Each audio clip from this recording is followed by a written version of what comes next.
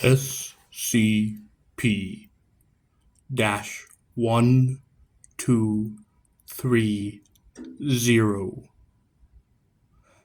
Item number SCP-1230. Object Class Safe. Special Containment Procedures. Removed information.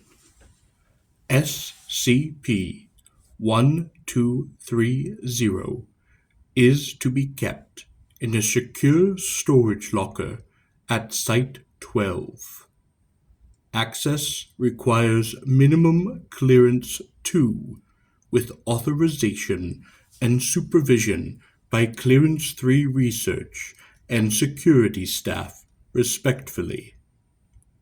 Supervising personnel are not to view SCP-1230's contents. Personally accessing SCP-1230 are required to submit written accounts of dreams experienced within 48 hours of access. End of removed content. See Addendum 1230-A. SCP-1230 has been relocated to a secure storage locker behind the desk of Site-12's main library. Access is available to Clearance 2 personnel deemed to be in satisfactory psychological condition by Site psychiatric staff. Personnel accessing SCP-1230 must submit written accounts of their dreams within 48 hours of access and submit to follow-up psychological examination. Description: SCP-1230 is an unlabeled, green, hardcover book with no apparent exceptional qualities. When SCP-1230 is opened, it displays the phrase, "A hero is born," on the first page viewed, while all other pages will be blank. Resetting once the book is closed. This has no obvious effects at first, but upon falling asleep, the reader will dream of a fantasy world where they are the protagonist of a troubled land.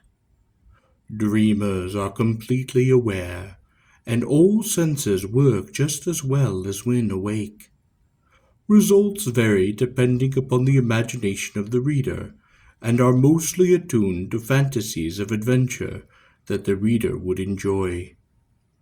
In the mind of the reader, those dreams have been documented to last anywhere from 45 seconds, see Experiment 1230-3, to 200 years, see Experiment 1230-5.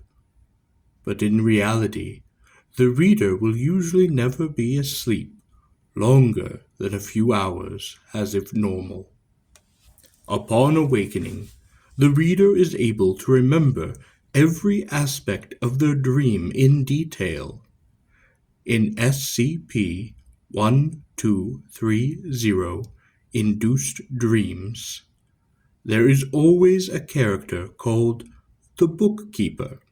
See SCP-123-1, appearing as a bearded man in a green cloak who claims to be the personification of SCP-1230 himself. SCP-1230-1 has been reported to be very amicable and helpful toward dreamers. It is stated that it enjoys creating these fantasy-scapes, and always tries to shape them in such a way that the dreamer garners the most entertainment out of it. It has expressed sorrow when the dream comes to an end and asks the dreamer to please visit again soon. Discovery. In a small bookstore located data expunged, the shopkeeper had no recollection of owning the unlabeled book, but attempted to sell a story to local newspapers about a magical dream book. The Foundation was able to dispel the story as a hoax, and SCP-1230 was then confiscated. Experiment-123-01. Dr.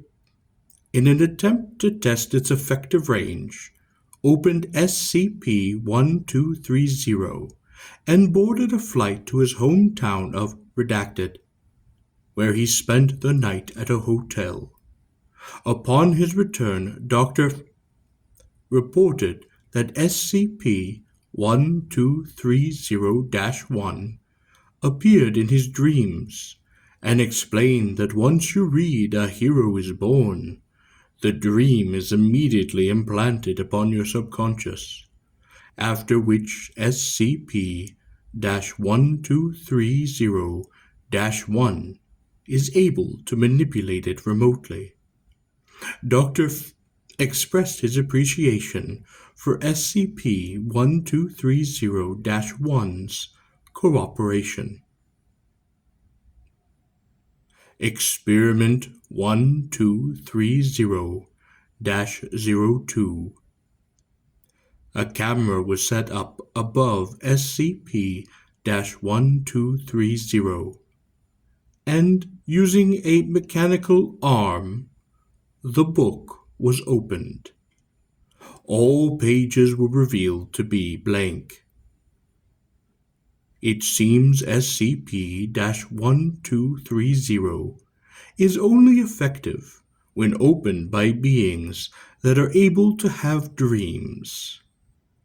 SCP-1230-1 explained to a subsequent dreamer that it is actually only able to affect beings with imagination, and that most creatures, such as animals, would not be affected. Experiment-1230-03.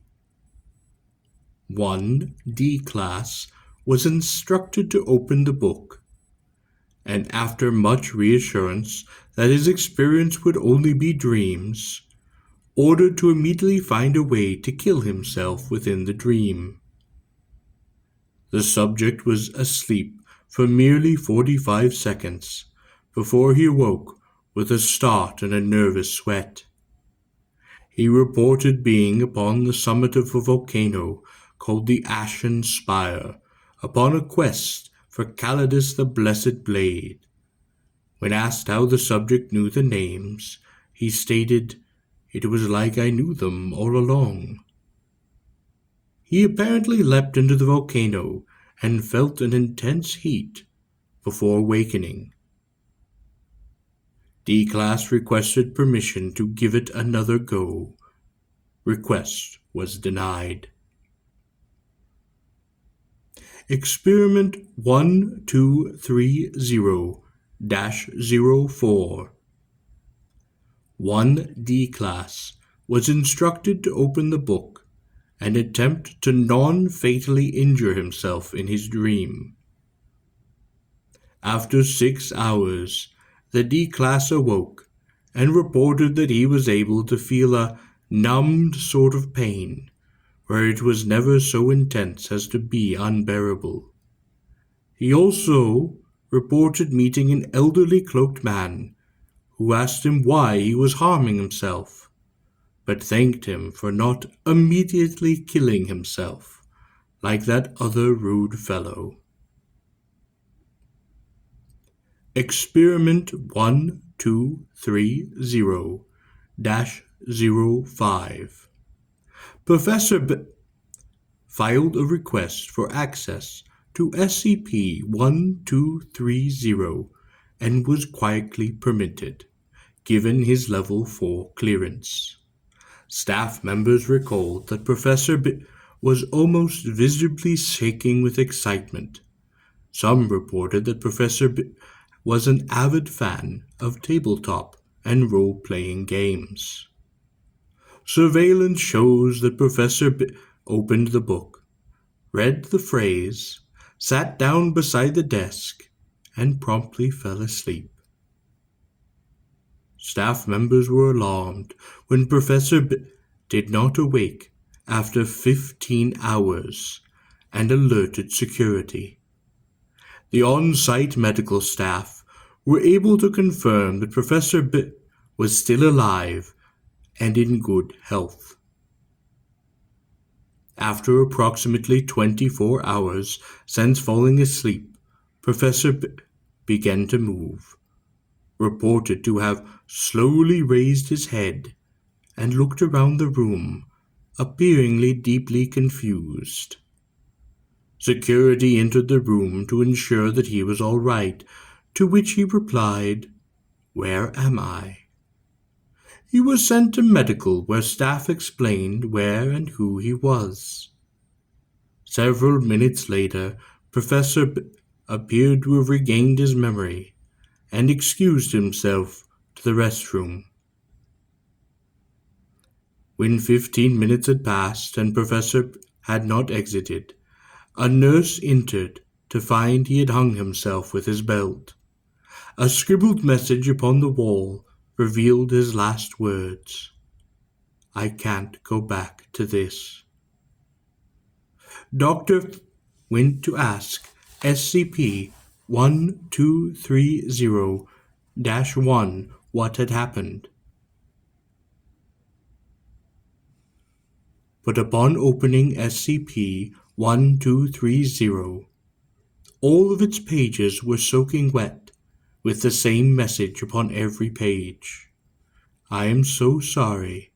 I never intended for this to happen. I just wanted to make people happy." This was repeated over and over. SCP-1230 remained in this state for 3 weeks, and its desk had to be wiped dry bi-weekly. In an attempt to communicate, Dr. placed a sticky note inside SCP-1230 with the statement, "I would like to talk to you, if that's all right." The next morning, Dr. filed a report about a dream he had concerning SCP-1230-1. Report 1230-14. Shortly after the report was filed, surveillance showed Dr. slipping another small paper into SCP-1230. A few days later, SCP-1230 began showing its usual "A hero is born" greeting once again. When asked what the note said, Dr. declined to give a detailed comment, simply stating that he just gave some friendly advice. Addendum 1230-A. During its initial testing, SCP-1230-1 asked Dreaming personnel if it could be relocated to an area with many books, preferably fiction, so that it could think of even better ways to construct its fantasy-scapes. After numerous experiments were performed to ensure that SCP-1230 posed no open threat, the request was accepted, and SCP-1230 SCP-1230 has been relocated to Site-12's library. End of documentation.